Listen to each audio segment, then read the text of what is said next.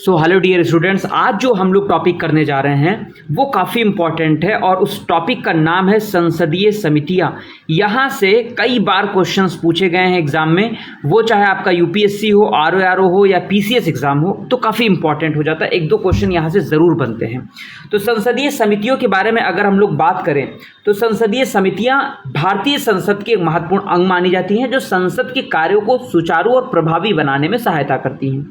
ये जो समितियां होती हैं ये बहुत सारे विषयों, विधेयकों यानी बिल और मंत्रालयों के बजट की गहन जांच और विश्लेषण करती हैं, जिससे डेमोक्रेसी आपकी बनी रहती है।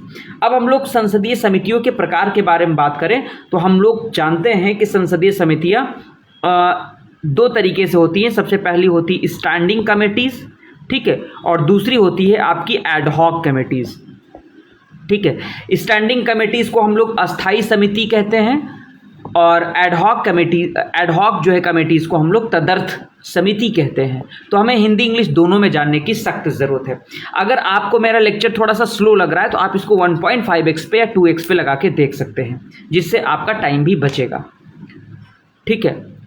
अब हम लोग चलेंगे, सबसे पहली जो हमारी कमेटी है वो है संसदीय समितियों में, अस्थाई समितियों में सबसे पहली कमेटीज़ है आपकी फाइनेंशियल कमेटीज़, जिसको हम लोग कहते हैं वित्तीय समिति, ठीक है, वित्तीय समिति।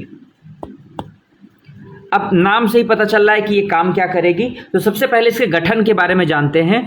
तो इसके गठन में 22 सदस्य होते हैं, 22 सदस्य आपके होते हैं और 15 आपके लोकसभा से आते हैं, 15 आपके लोकसभा से होते हैं और 7 आपके राज्यसभा से होते हैं। तो ये क्वेश्चन भी पूछता है, हर बार पूछता है। 15 लोकसभा से होते हैं और 7 आपके राज्यसभा से होते हैं। जो इनका कार्यकाल होता है, जो इनका टेन्योर होता है वो 1 साल होता है, ठीक है, ये 1 साल होता है।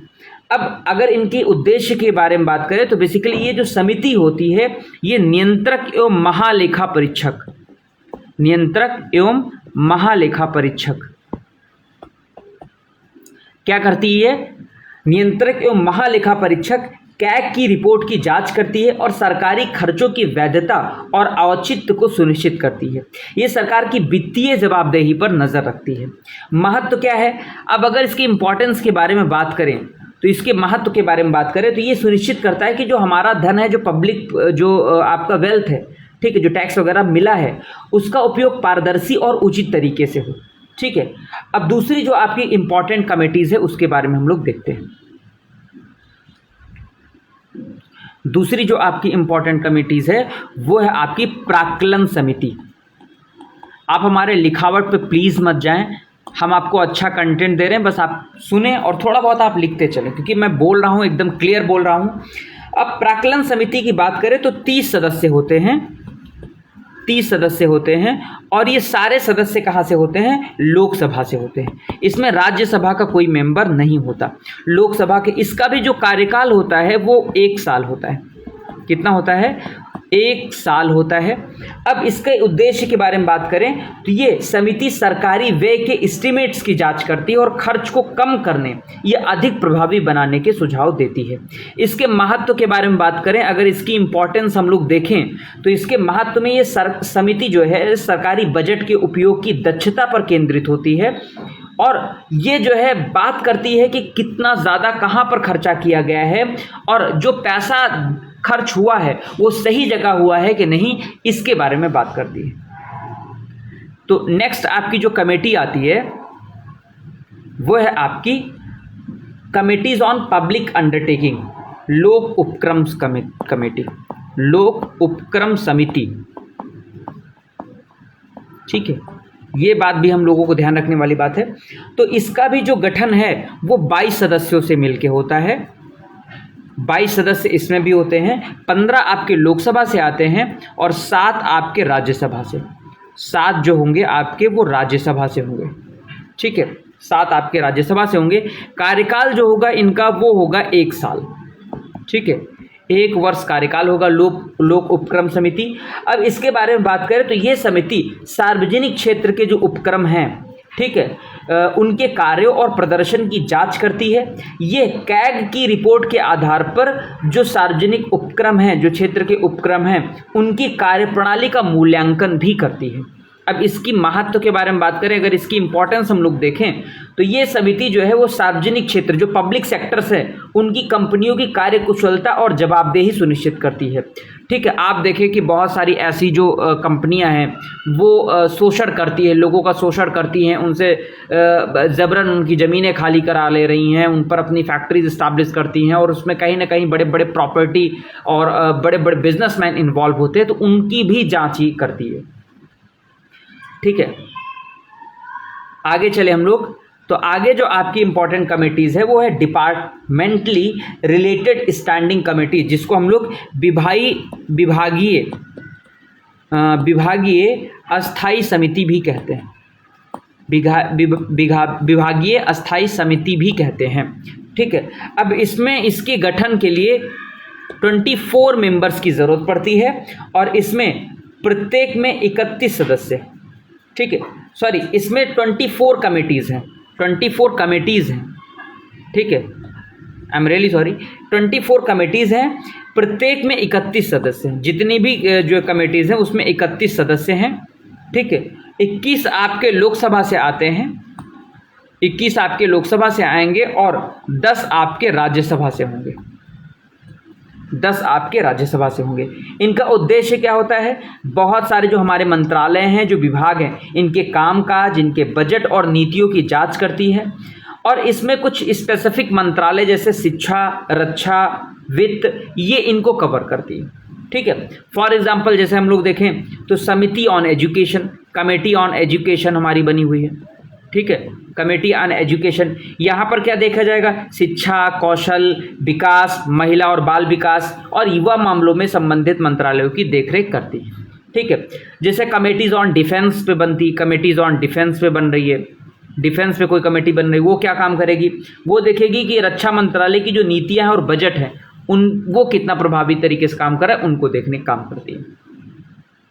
ठीक है, अब नेक्स्ट आपका देखें तो है आपकी business advisory committee. Business advisory committee, business advisory committee. ठीक है, ये क्या इसका उद्देश्य है? ये समिति संसद के कार्यसूची और समय प्रबंधन की योजना बनाती है। ये संसद की कार्यवाही को सुचारू बनाए रखने में मदद करती है। ठीक है, तो ये आपकी कौन सी कमेटीज थी? Business advisory committee.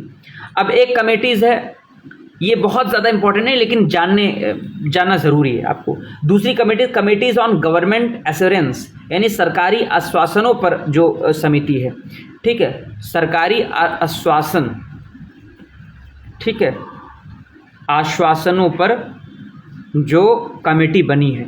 ठीक है, कमेटीज ऑन गवर्नमेंट एश्योरेंस, इसका उद्देश्य क्या होता है? ये समिति सरकार द्वारा संसद में दिए गए आश्वासन की पूर्ति की निगरानी करती है। ये सरकार की जवाबदेहिता को भी सुनिश्चित करती है।